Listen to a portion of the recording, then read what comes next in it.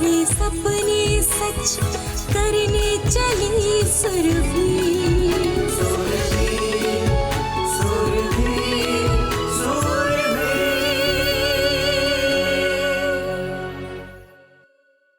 अगर हमारी बेटी पागल भी हो जाएगी ना तो भी आप पे कोई असर नहीं पड़ेगा।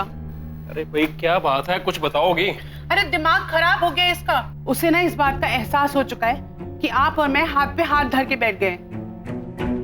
अब रणदीप को इम्प्रेस करने के लिए ऊटपटांग तरीके निकाल रही है। घर में तो इतने पैसे हैं नहीं, समझ में नहीं आ रहा है कि इतने पैसों का इंतजाम कहाँ से होगा। बस एक बायडो का ही सहारा है। आप कहें तो उनसे मांग कर देखो। नहीं, बिल्कुल नहीं, मैं करूंगा इंतजाम, तुम चिंता मत करो। लेकिन आप कहां से करेंगे? एक कप चाय लेके आओ अलका। जी।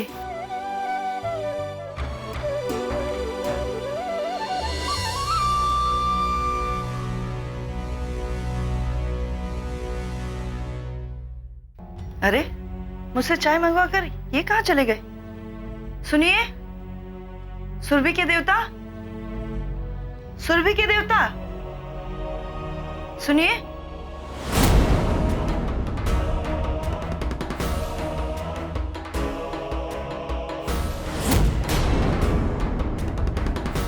ये खोल लेकर आप कहां जा रहे हैं? ये क्या कर रहे हैं आप?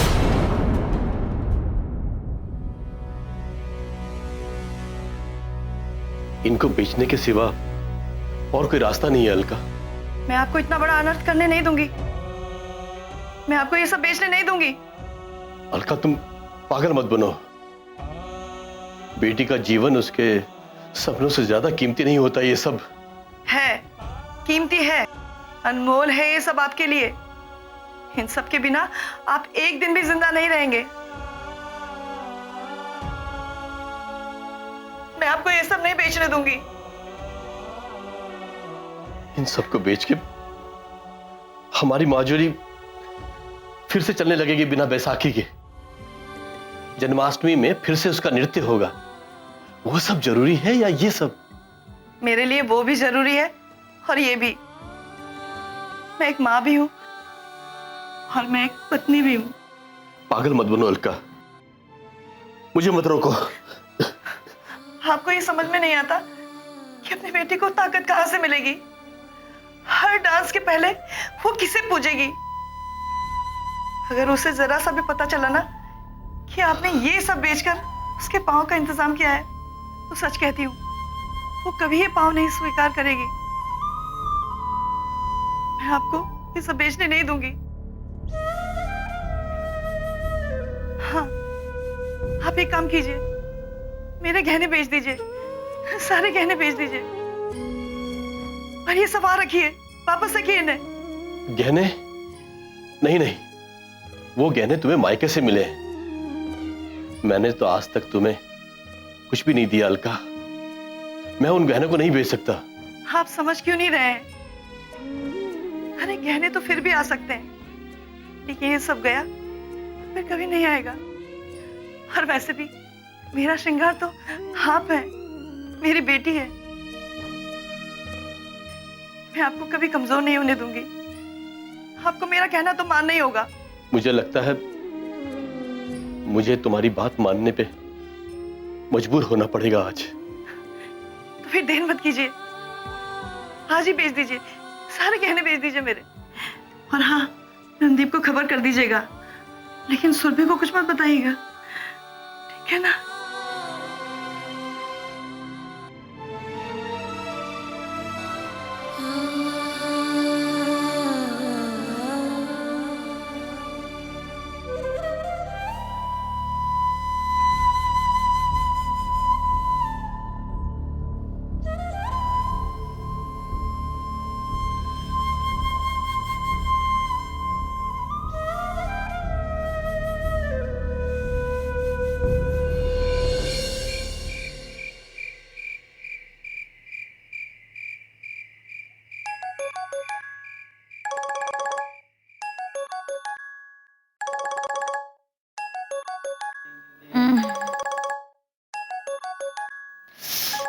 आओ।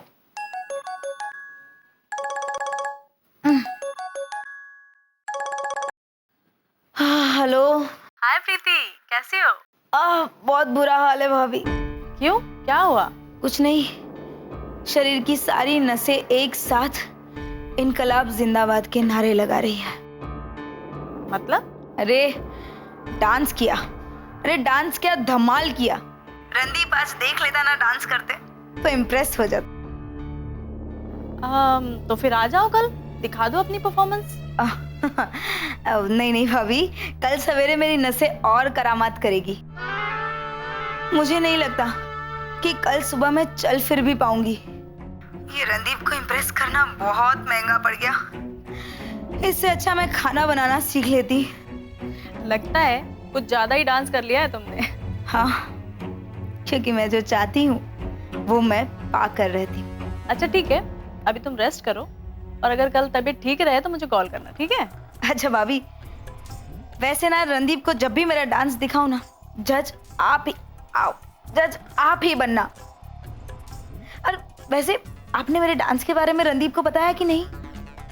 अरे वो आजकल दिखता ही कहाँ है, वो गुवाहाटी गया हुआ है। वो किसी मेडिकल पार्ट वार्ट के बारे में इनसे बात कर रहा था तो। आउच।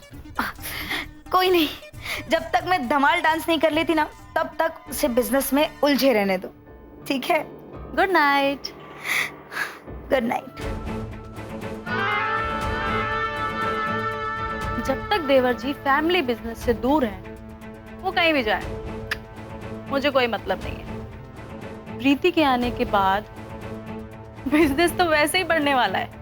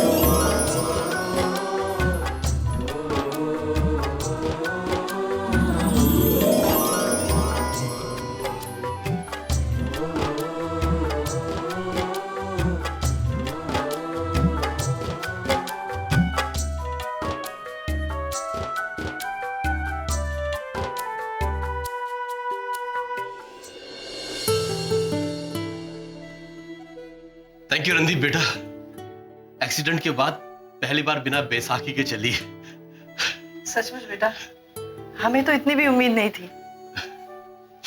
अरे ये तो कुछ भी नहीं है आंटी, देखिएगा कुछ दिन में ये थिरकने लगेगी।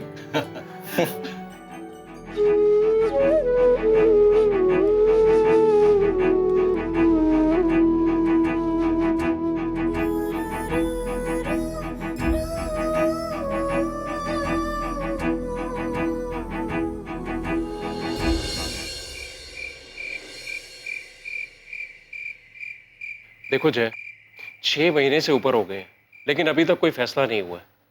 देख, मैं बेटी का बाप हूं, मुझे अंधेरे में मत रख। भाई साहब, हमने तो कब से अपनी बेटी को कह रखा है कि उसकी शादी सिर्फ रणदीप से ही होगी।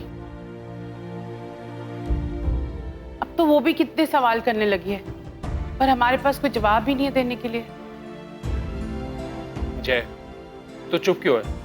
कोई बात छुपा रहा है? अगर कोई बात है तो बता ना यार। और यारा, ऐसी कोई बात नहीं है जैसा तुम लोग सोच रहे हो। और आजकल के बच्चे हैं, कभी डांस तो कभी कुछ। अब कुछ दिनों की मोहलत मांगी तो देनी पड़ी। अब उस पर दबाव तो नहीं डाल सकता ना। और अगर कल को रणदीप मुकर गया तो फिर तो ना तो तू कुछ कर पाएगा और ना मैं। भाई साहब देखो, जितनी जल्दी सारी बातें क्लियर हो जाए ना, उतना ही अच्छा है। देखो जय, अगर कोई बात है तो स्पष्ट स्पष्ट बता दे यार, साफ साफ, वरना मैं अपनी बेटी का रिश्ता कहीं और कर देता हूँ। और यार कमाल कर रहे हो, और दोनों मिलके इतने गोले दाग रहे हो मेरे पे। यार कुछ हद ही होगी। और कहीं और रिश्ता क्यों कर देगा? मैं घर जाके सारी बात क्लियर करूंगा और कल सुबह तुझे इन्फॉर्म कर दूंगा। ओके? ठीक है, बेटर, लेकिन जल्दी बताना। और इस बात का हमारे बिजनेस रिलेशन से कोई लेना देना नहीं है। देखिए भाई साहब, ये तो हम मानते हैं कि रणदीप एक बहुत ही अच्छा लड़का है, पर आप तो जानते हैं ना कि आजकल के बच्चों पे पूरा भरोसा भी नहीं किया जा सकता। कहाँ जाते हैं, किससे मिलते हैं, हमें तो कुछ नहीं पता है। और नहीं नहीं परजाई जी, ऐसी कोई गल नहीं है। और सुदीप ने अपने भाई से ना हर एक बात खुल के कर रखी है। अगर कोई ऐसी वैसी बात होती तो वो मुझे जरूर बताता। मैं तो कह रहा हूं आप चिंता ही ना करो। कल मैं आपको खुशखबरी दूंगा और सगाई वाले दिन हम लोग शादी की डेट भी फिक्स कर देंगे। और बोलो।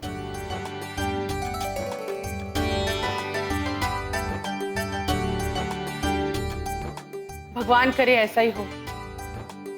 हमने तो प्रीति को भी कनाडा से बुलवा लिया है। अब तो बस मुझे अपने बेटे और नूह को ही इन्फॉर्म करना रह गया।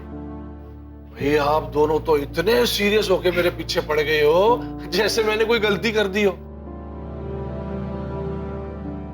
और यार तू टेंशन फ्री हो जा, तेरे समधी बनने में कोई प्रॉब्लम नहीं है। जो तुम दोनों मियां बीवी इतनी मीटिंगें कर रहे हो।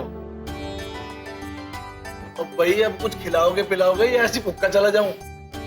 सॉरी यार जय, बुरा मत मानिएगा। अरे मधु, कुछ खाने के लिए भी लाओगी या समधी साहब को चाय में ही टरका दोगी? अब भी लाती। चिंता ना कर, सब ठीक हो जाना है।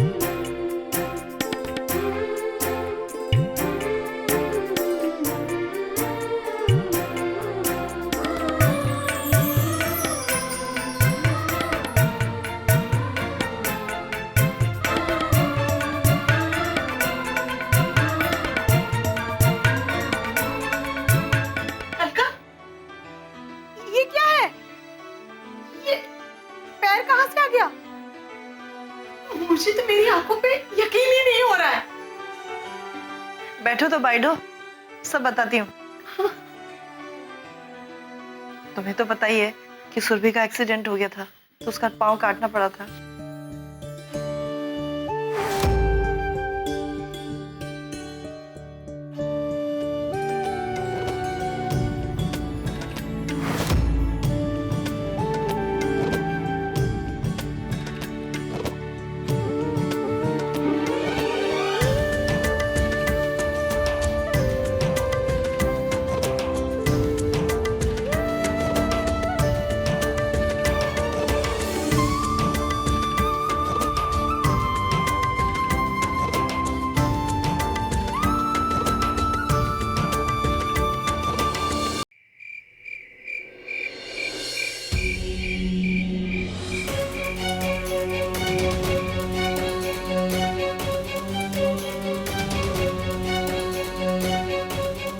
और ये लड़का अभी तक आया क्यों नहीं?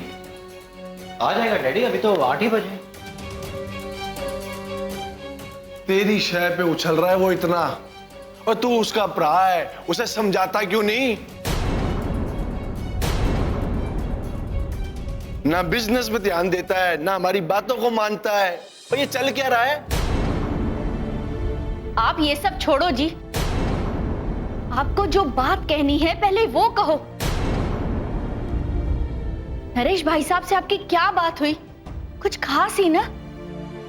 नरेश बातों बातों में बहुत कुछ कह गया। ये रणदीप के चक्कर में आके कब तक मैं लोगों की सुनता रहूंगा? भले ही हमें अपने बेटे की शादी की चिंता ना हो, पर उसे तो अपनी बेटी की शादी की चिंता है ना। और हम ज्यादा टाल मटोल करेंगे ना तो उसने शादी कहीं और करा देनी है, समझ गया? क्या ऐसा कहा उन्होंने कि वो कहीं और कर देंगे? नहीं, मैं झूठ बोल रहा हूं, बेकार में इतना प्रेशर ले रहा हूं। अब मुझे ना उसे कल तक पॉजिटिव जवाब देना है। वही तो डैडी जी, प्रीति जैसी भोली भाली सुंदर सुशील लड़की हमें दोबारा नहीं मिलने वाली। और अगर नरेश नाराज हो गया ना, उसका असर हमारे बिजनेस रिलेशन पे पड़ेगा, ध्यान रखियो। हाँ, लेकिन अब आगे क्या करना है वो बताइए। तो करना क्या है? 1 हफ्ते के अंदर सगाई और उसके बाद शादी। तो उसके बच्चे भी बाहर रहते हैं, उन्हें भी तो टाइम चाहिए ना। सही है जी, फिर इसमें सोचना क्या है? अगले गुरुवार का दिन बहुत ही अच्छा है, कर दो सगाई। आप ना ये वाली बात अभी नरेश भाई साहब को फोन करके बता दो। अरे रुको मम्मी, क्या एक बार रणदीप को तो आ जाने दो, उससे भी तो बात करनी पड़ेगी। नरेश अंकल को कल सुबह फोन कर देंगे। फिर शुरू होगी तेरी टाल मटोल, है? और उससे क्या पूछना है? प्रेशर तो मेरे ऊपर है। उसे तो बस डांस और फ्रेंड, यही उसकी जिंदगी है। डैडी, आप इतना टेंशन क्यों ले रहे हैं? एक ही दिन की तो बात है, मैं रणदीप से बात करके आपको सुबह बताता हूँ ना। और मुझे ना हाँ ना नहीं चाहिए, सिर्फ हाँ चाहिए। तू मुझे बस दिन और तारीख बता। और तुझे क्या पता नरेश को मैंने कैसे संभाला है? सुदीप पुत्र, तेरे डैडी जी बिल्कुल सही कह रहे हैं। तू साफ साफ रणदीप से कह दे कि अगले गुरुवार कहीं न जाए, सगाई है उसकी। प्रीति जैसी लड़की, ऐसा घर हमें फिर से नहीं मिलेगा। वही तो, और बिजनेस में जो असर पड़ेगा वो अलग। मैं कहाँ ना कह रहा हूं, मैं भी यही चाहता हूं कि उसकी सगाई प्रीति के साथ ही हो और जल्द से जल्द शादी भी। लेकिन डैडी, आजकल का लड़का है, एक बार उससे बात तो करनी पड़ेगी ना। और मैं ना तेरी एक बात नहीं सुनने वाला। आजकल का लड़का है और तो हम क्या बुढ़े हो गए हैं? और मैं सब जानता हूं। तू उसे फोन लगा और यहां बुला, मुझे सीधी सीधी बात करनी है उससे अभी। देखता हूं कैसे टालता है, और उसकी राय जानने के लिए बैठे नहीं रहेंगे हम। दिव्या पुत्र, फोन कर उसे। जी मैम।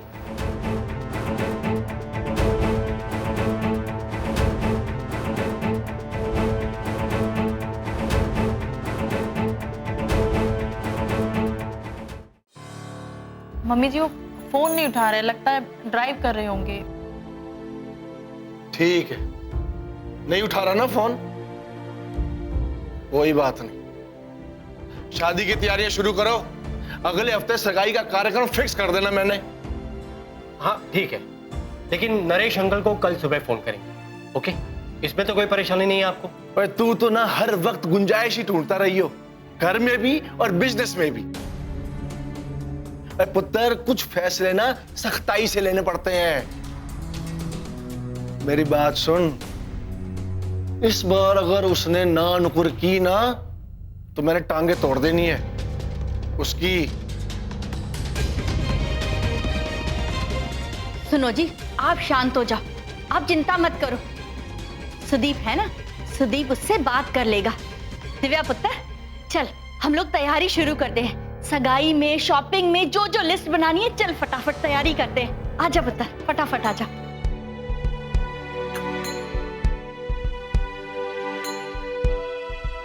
संभाल लेगा ना? जी डैडी।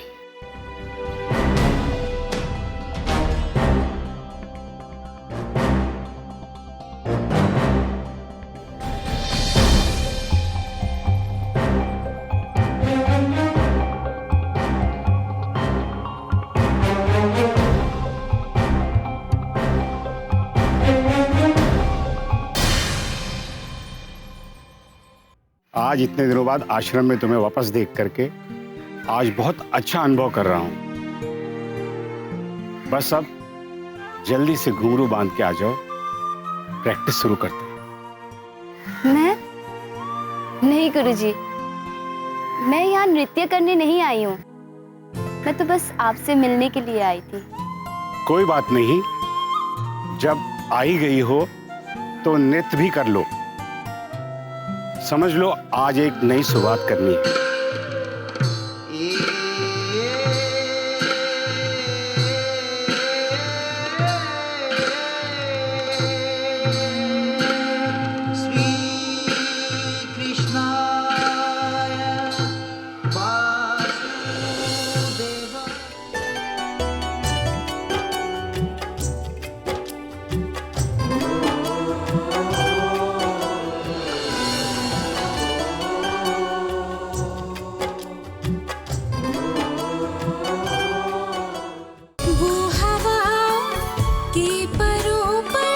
खुशबू की उड़ान से अपनों के दामन में खुशियाँ भरने चली सुरभि।